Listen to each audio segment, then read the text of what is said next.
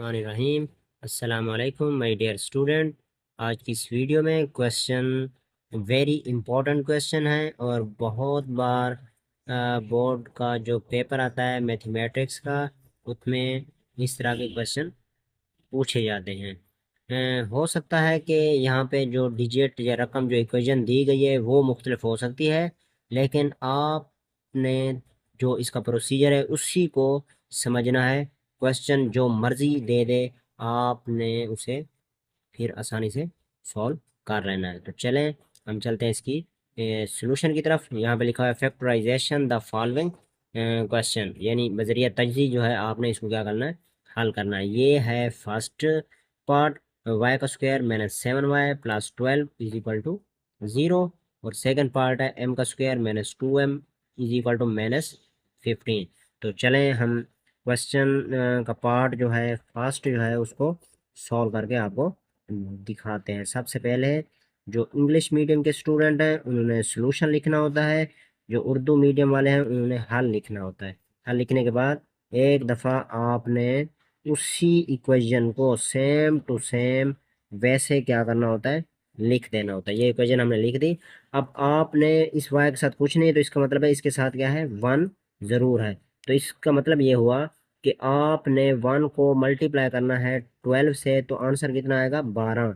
12 ज़ारब 1 करें तो आंसर कितना आया, 12। तो इसका मतलब है कि ऐसा आपने यहाँ पे फैक्टर ढूंढना है कि जिसको आप मल्टीप्लाई करें तो आंसर आए 12।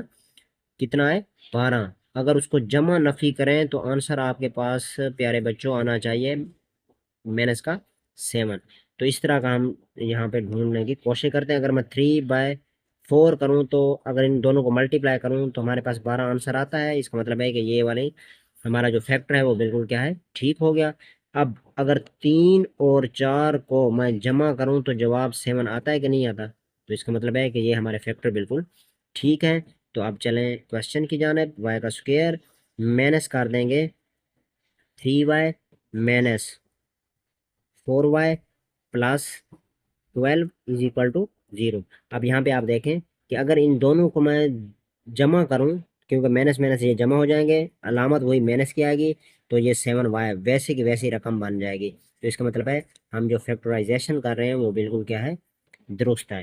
तो चलें प्यारे बच्चों, यहाँ पे y मैंने मुश्तरक ले लिया, यहाँ पे एक y रह जाएगा, यहाँ पे रह जाएगा -3, क्योंकि y के साथ क्या हो जाएगा, कैंसिल, क्योंकि यहाँ पे हमने कॉमन लिया हुआ है।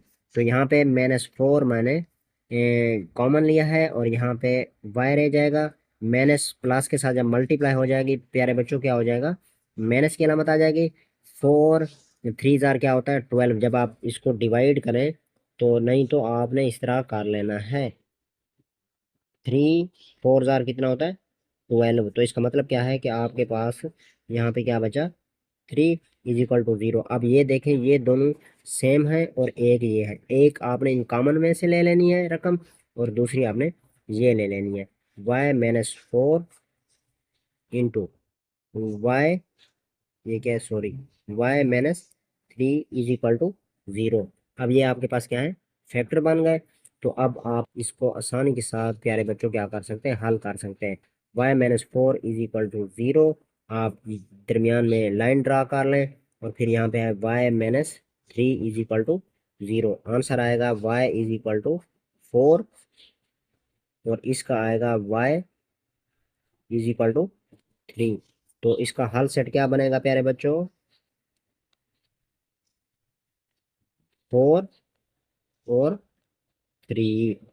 तो यही इसका क्या है, आंसर। डियर स्टूडेंट, उम्मीद है कि आपको क्वेश्चन की जो है वो समझ आ गई होगी।